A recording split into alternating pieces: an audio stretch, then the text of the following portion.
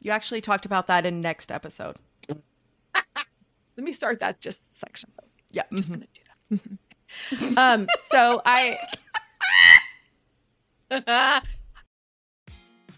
Yay, you're here. Welcome to How to Be a Grown-Up with CK and GK. Let's get started.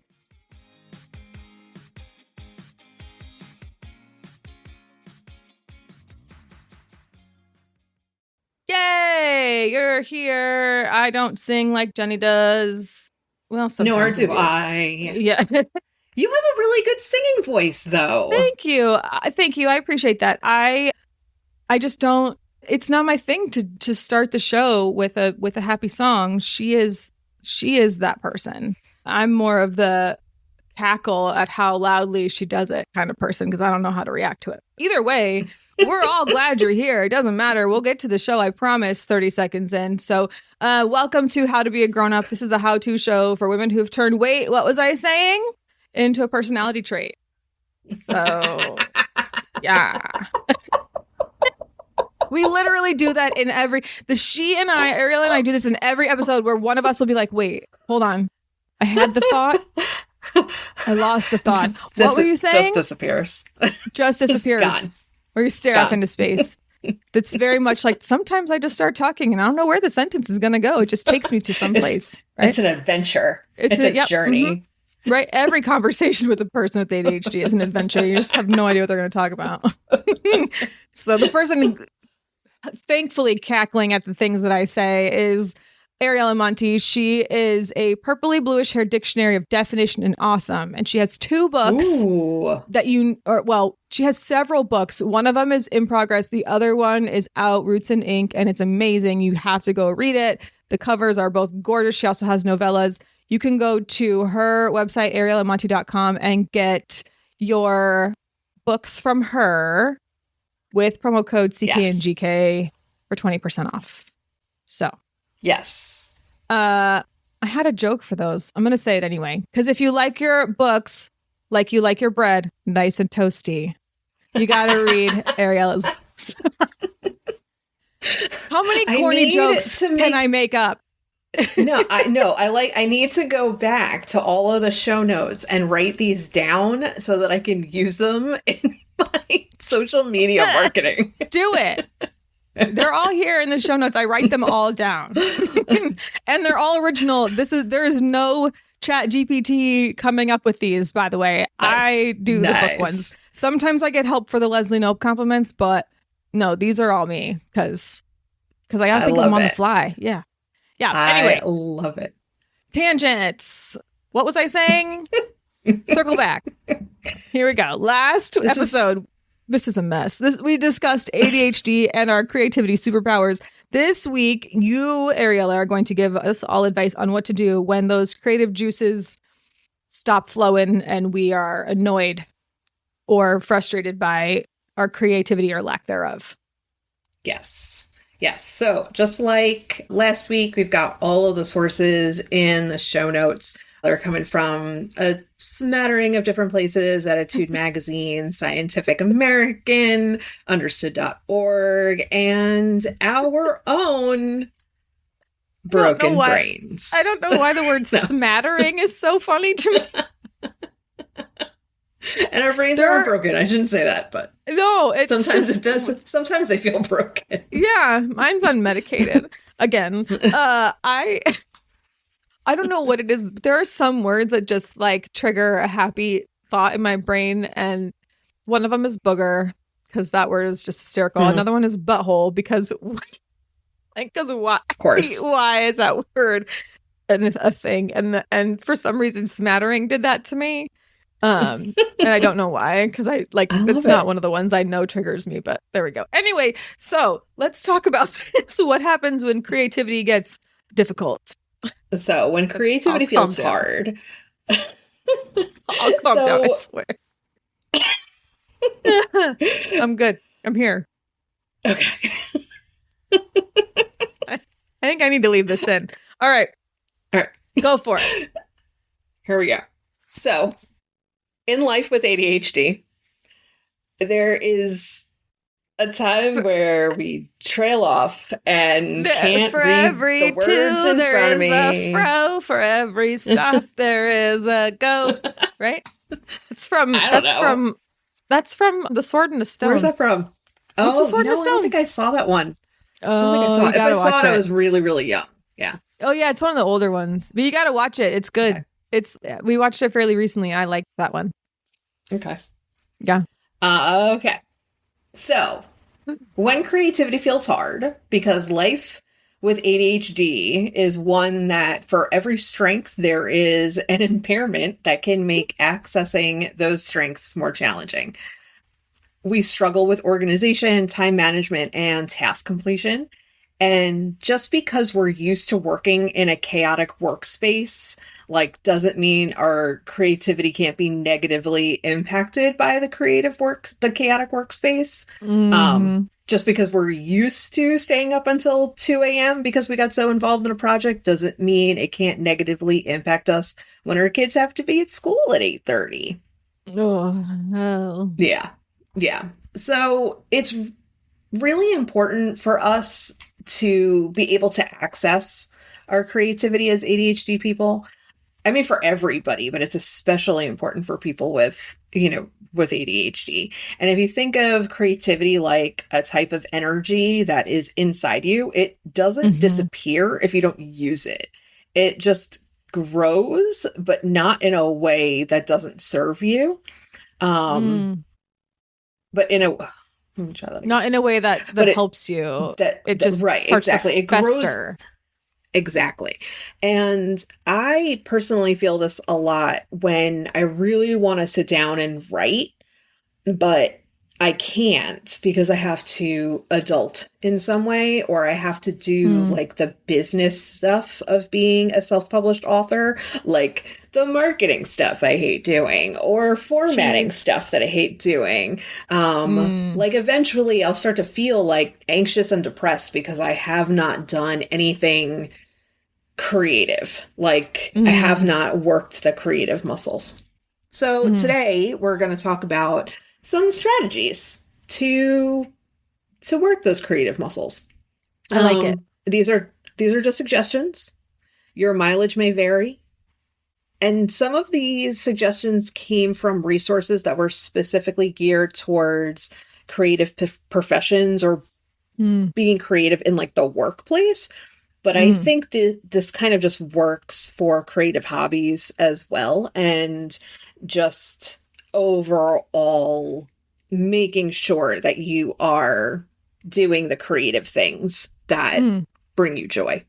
Yeah. And, as we learned last week about divergent thinking, I am sure that your listeners will be able to take these recommendations and find a way to apply them in the random places in your life. Yay. So, we'll start with a flexible and stimulating workplace. Build your workspace. Sometimes my brain reverts back to 12-year-old me, which is why I taught middle school. And I'm good. Stimulating Imagine workspace. my life, like I'm a romance you literally writer, write so. this stuff. Sorry. I mean, come on. I swear I'm fine, you guys. I can do this. Okay. Tell us about what your workspace needs to be. So build your workspace around what you need to access your creativity. So if that's a window, or, obviously you can't add a window to a place where there is no window, but you can, like, I moved my desk in front of the window instead of like 3 feet away from it, because I am more creative when I can look out the window and see birds. Oh, there's a crow, like, just flying right by my window right now. Have you seen that thing where, sorry, this is a meme and it's tangential, but it's funny. The person wrote, like, okay, you don't know how big a crow actually is. Like, imagine a crow in your hand. Wrong. It's like 4 times bigger than the picture of what you have in your hand. Crows are huge. Sorry. Anyway, that has nothing to do with anything, but it made me. So anyway, what else needs to be present in your workspace? You need to have birds. and outdoors. Right. So and plants. Right. So maybe right. So maybe you need to move so you have a standing desk or a walking pad.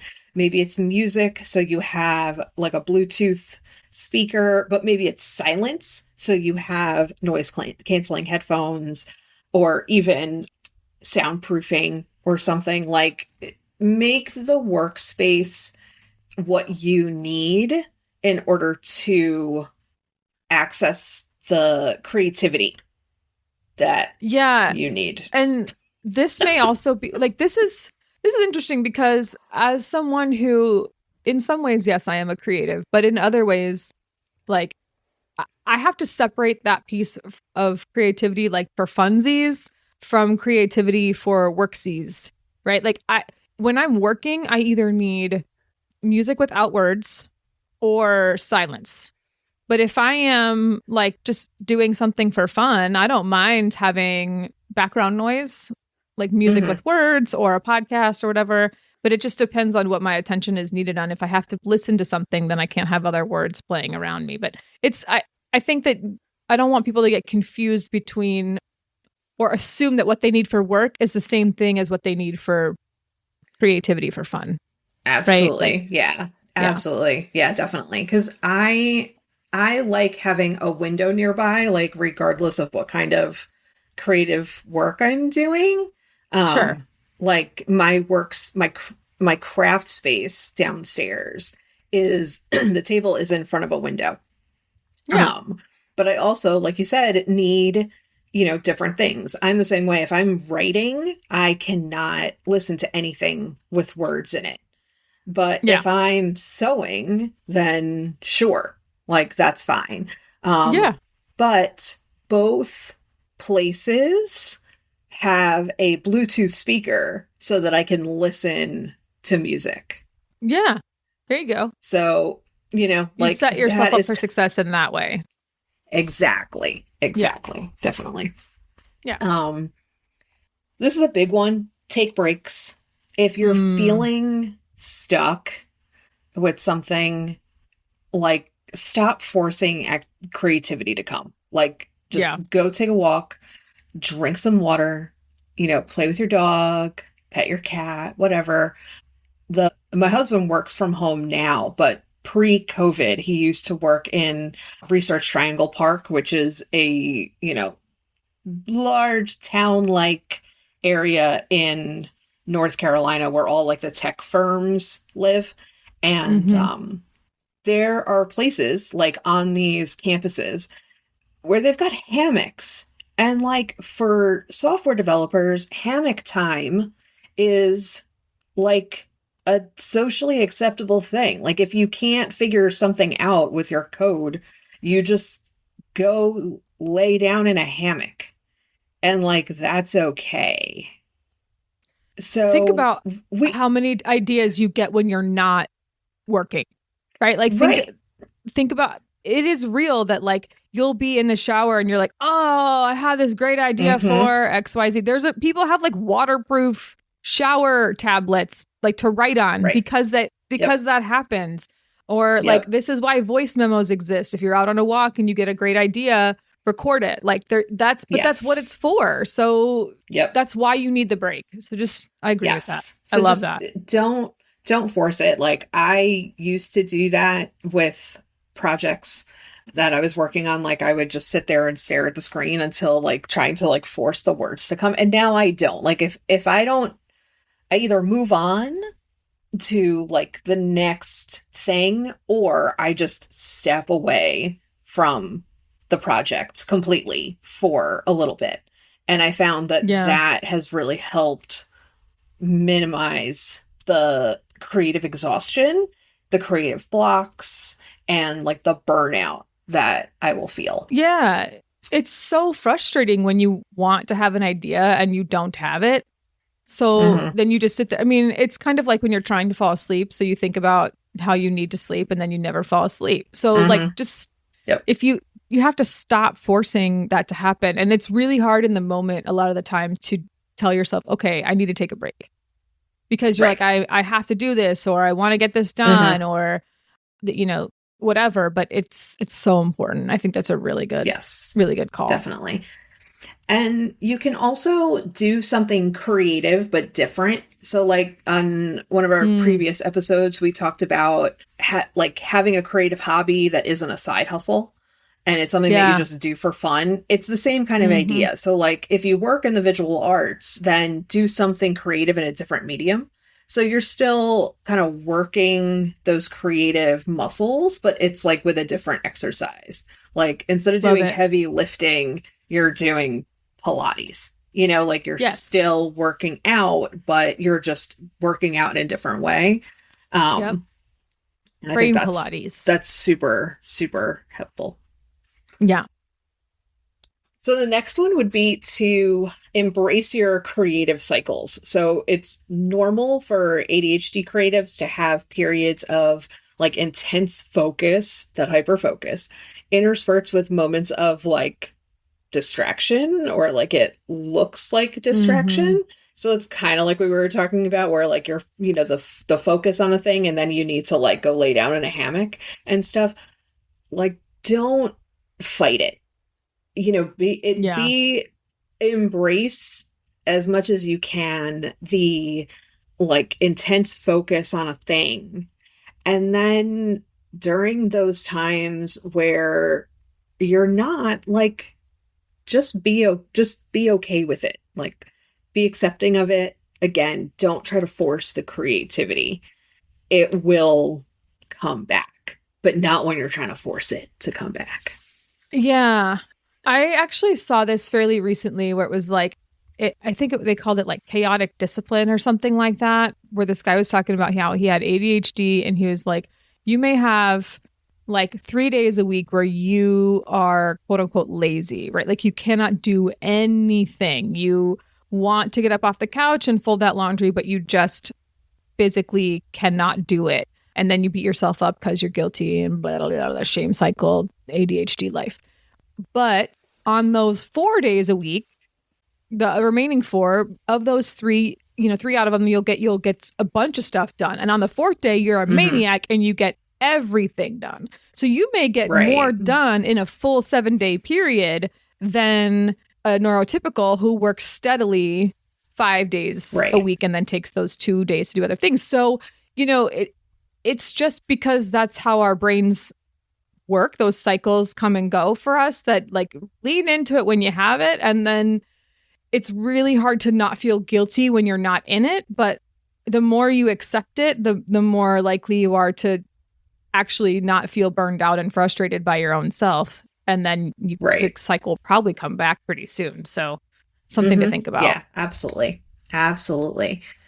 This is a pretty common one. It's the breaking down of large projects. We sort of talked about this last week, but take a large project and break it down into smaller tasks. So like one of our strengths is being able to see the big picture, but also being able to see the big picture can feel really overwhelming. And that's when you take this big project and make it a bunch of little projects that, give you a little dopamine cookie when you're done and you accomplished it. Yay. Yes. I do this with pottery because I'm still really new to it and I don't have the skills to just like see a thing and make it. So I will write out all of the steps that I have to take to make this thing. And I just focus on each step rather than like wonder how I'm going to turn this hunk of clay into something resembling the flower pot that I printed off of Pinterest as inspiration, Very good ADHDing. Yeah. That is not my style at all. No, I know. It was something that I had to learn with lots of failure first. So it also helps that my friend and pottery teacher gave me a pottery journal. So I will put like the project that I'm working on and then it's got space, for notes and stuff like that. So I will put I'll basically make like a little checklist and everything. And that has been helpful. Like now I'm not like forgetting random stuff that I would have. Yeah. Like I can't tell you how many times gotcha. I was like, oh, I want to put texture on this. And then like I've made the thing and everything's smooth because I forgot to add texture to it. Yeah. Yeah. Stuff like that. I get what you're saying. Yeah. Similarly, brainstorm or brain dump before you get started with a project. ADHDers tend to just dive into things, and this can lead to a stuck point or not knowing kind of where to go next. If you're doing a little bit of pre-planning, it can give you a foundation so you don't get too far off track because, you know, we do like to follow a path to nowhere. And it provides a destination, and it's I like to call it flexible structure. So you can, you can make adjustments and everything, but at least you've got like, you know where you're going an outline. And you know where you've been. Yeah. Right. Yeah. Yeah. Another personal example of this in the writing world is plotting versus pantsing. So pantsing is writing by the seat of your pants, like totally just sitting down and like in front of your computer and just like the characters will tell you where to go. And this is how I used to write. Like I used to just like sit down and then just word vomit. But then I would get to a point where I would get burned out. I would have no idea where the story was going. I would just like leave it. Like it would be half done and that was the end of it. And I'd go move on to the next thing. And now I do a lot more outlining before I start drafting. And I have that flexible structure. So I can still adjust the outline as I write, but I am no longer getting as burned out when I'm drafting because I know where I'm supposed to go, and I know that I have the freedom to adjust that plan, and that has really helped not just access the creativity because now like I know where I know what's coming next, but also keep it going. Yeah, that makes sense. I mean, I'm thinking about, again, doing that thing where I make a bunch of connections to things and I swear they do make sense in my head. But one of the things they tell you when you're learning to teach is think about what the outcome is supposed to be, right? Like what are you trying to get the kids to learn? Okay, great. That's your final destination. That's what they need to know. So now how you get there is within, that's where the creative piece comes. As long as you make it to that destination, it's all good. So there's that one of the things that I'm kind of guilty of, and I do this when it's a very common practice when I'm cooking or baking, is I will think I have supplies and I don't have all that I need. Yes. So I've started planning first where I take out all of because the other thing is like, I'd be like, oh, I do have butter, but it'd be frozen. And I'd be like, right. Man, I didn't know. You know what I mean? So if I take it all out ahead of time, one, I can't get lazy and then forget to do it because I'll be mad at myself for taking it all out. But two, that's my outline, right? Now I know like, oh, I do need oil or I do need butter or I do need another egg or whatever it is. And I don't have to stop mid recipe and go get it. But it's kind of similar in that sense where just having all the pieces out there in front of you, you can see sort of what's supposed to happen so you don't miss something. Right. Yeah, definitely. And another way and I think one of the ways that I find the most, the hell's the word, effective in kind of keeping the either creativity going or kind of getting out of being stuck is body doubling. So doing creative stuff with a friend who also does the same kind of creative stuff. During the school year, when my son was in school, I pretty regularly met up with a few author friends at either a library or a coffee shop. And it was nice to just kind of be around other creative people. Doesn't have to be, in person. My critique partners and I are in a Discord server and we use a bot in like Discord to do writing sprints. In fact, while I was, writing all of these notes and stuff, one of my critique partners and I were writing a sprint. So she was doing like admin tasks while I was doing this. And it was like, she's over in Chicago and we're working together to kind of keep each other going. There's like this idea that art and creating art and creativity is like a solitary thing, and it really isn't. Like when you're doing the thing, it might be solitary, but it's so much better when it's collaborative and you have like other creative people around you that you can brainstorm with, and you can bounce ideas off of. Like when I was a reporter, I can't tell you how many times I would get stuck on a story and I would get up and I would like look for one of my, reporter friends, and I would like go over to their desk and I just start talking. And then it would come, whatever I was stuck on was no longer stuck. Would come to you. Yeah. Right. And I'd be like, thanks. And then walk away like before they could even get like a word out, because I figured out the process, like you just by talking it. Right. Yeah. Yeah. Right. Just talking it out. Yeah. Exactly. So yeah, body doubling is my favorite way to kind of get unstuck when I'm in a creative slump.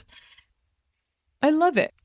That's smart. That's also, those are pretty great tips for being an ADHD person, having to get something done in general, but there is something to exercising that creativity muscle, for lack of a better way to put that, when it comes to, I don't know, it's almost, I'm just trying to think of how to say this the right way, but it's like anything else. You practice what you want to get better at. ADHDers are creative, but sometimes I like that you said access the creativity as opposed to like be creative, because it makes it sound, I think if someone's like, I'm not creative, that isn't necessarily true. It's all about how you access it. Yeah. And that was a really roundabout way of me making that point. Again, talk to process person. But I think that I'm a mess, you guys. I'm just thinking like it's the being blocked that is the frustrating piece, right? It's not like just forget it. I got it.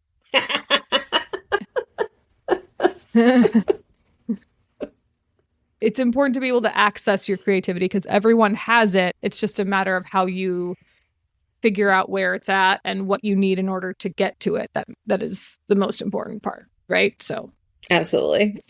I think that's what I was trying to say. Yeah, and it's okay to rest also. And like it's very hard to be and it's also, let's acknowledge that it's really hard to be creative while the world is on fire. Like there's I'm spending a lot of the time that I would like to be creative. I am spending sending emails to my Congress people and like yelling at them. So the world is on fire, and that just come up with new creative ways to be insulting. I am coming up with new creative ways, like to do my emails. Like the last one was 10 ways I would rather spend taxpayer money than there you go a parade. It's like clickbaity. So I like it. Exactly. Right. Yeah, we'll see if my just senators like pull your inspiration it. From BuzzFeed like articles. Just take one of their headlines, just one of them, and then just like rip it off and change the numbers and the thing that they put, like, pretty much. Yeah. I bet you can't get all these quiz answers right. And then it's like just like how all the crappy tax dollars are being paid or whatever, you know what I mean? Exactly. Yeah. Exactly. I bet you didn't know this is what your tax dollars were going to. Oh wait, you did know that because you're the one making that decision, something like that. Yes. Okay. Yeah. Let's take a break. We will be right back. Okay, y'all. POV. You find a diary exposing forbidden magic, and the hot museum caretaker's life depends on you burning it. Roots in Ink, the debut novel by Ariella Monti, is the fantasy romance for rebels. Use promo code CK and GK to get 20% off your copy at ariellamonti.com. Again, that's all caps CKANDGK for 20% off on ariellamonti.com. Get your copy for 20% off today.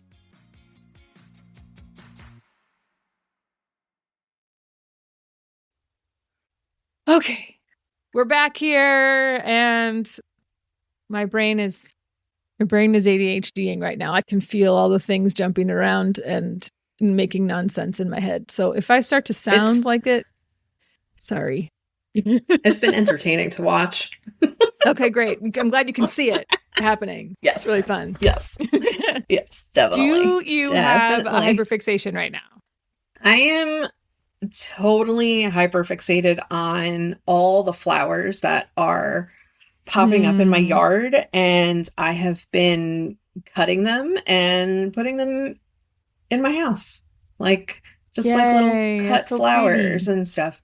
Yeah, and now that I've been planting so many, I'm starting to see like the volunteers like popping up in weird spots, and that is just bringing me like so much delight. Like to find, like honeysuckle like on the other side of the yard, or black-eyed Susans like in the corner of my deck, and that's been super fun.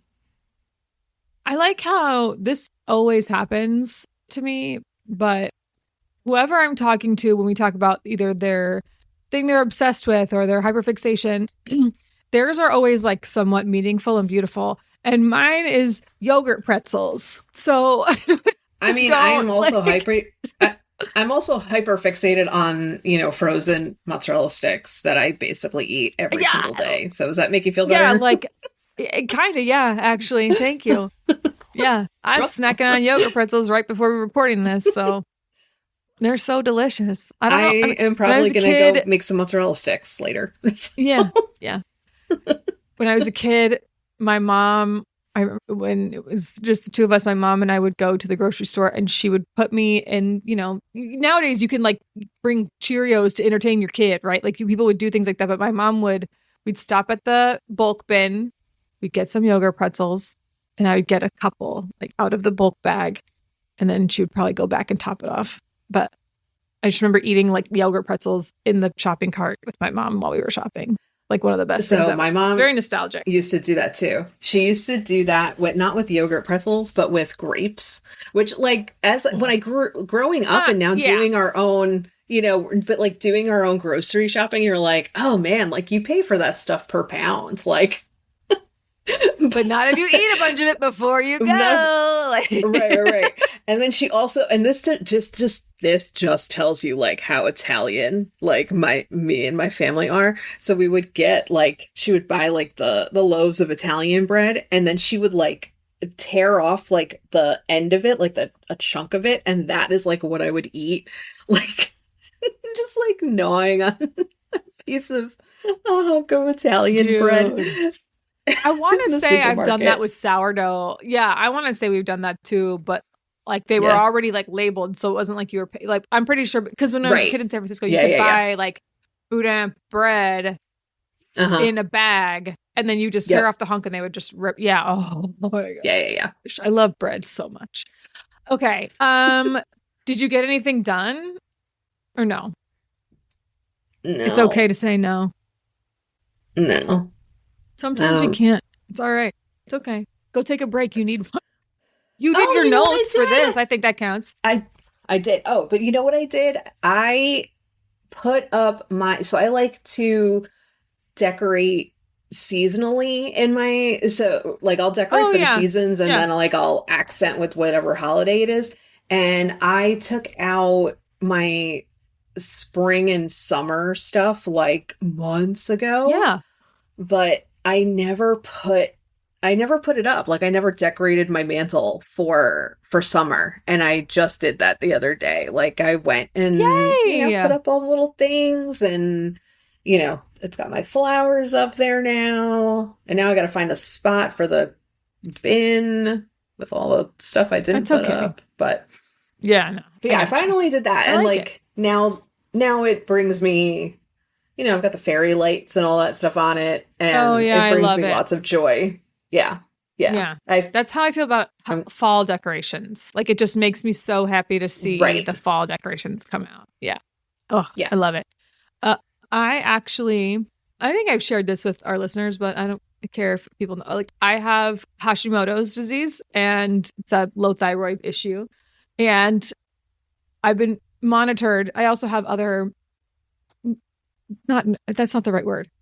Autoimmune. That's the word. I also have a couple of other autoimmune things that are benign, and I'm healthy and fine and everything like that, but I'm being monitored all the time. So I have an appointment with my endocrinologist next week, and I had an appointment with my hematologist last week. And I was like, what if the hematologist shares the results of my lab work with the endocrinologist so that I don't get charged for doing 2 sets of lab work that are happening within a week?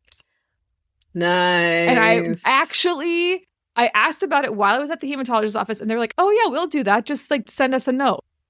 Well, the whole point of me asking at the hematologist's office was so that they would do it for me, and I don't have to come back later and remember to write the note. I remembered, and they did it. They sent it over. So I'm very proud of myself because I actually remembered, like, who even am I? Because I remembered. Amazing. To do the thing. Yep. Amazing. Awesome. I know. I love it. I'm really proud. Everybody clap. Do it. Are you clapping? Yay, you're doing it. That helps. That's all I care about. Okay, that means it's time for us to go. So, as Jenny would say, make good choices, make the things, and make sure you take a break when you're not feeling the juices flowing. Go touch some grass. That. For real. Okay, love you, mean it. Goodbye. Bye.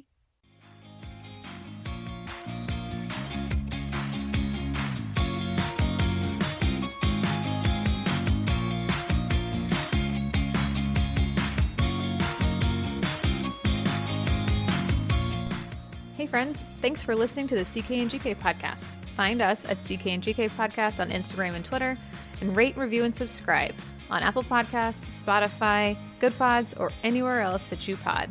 See you next time.